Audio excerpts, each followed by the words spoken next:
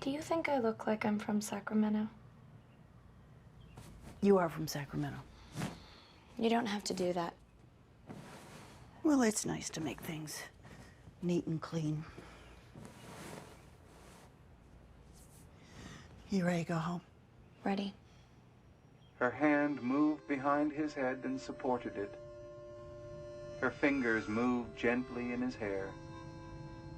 She looked up and across the barn, and her lips came together and smiled mysteriously.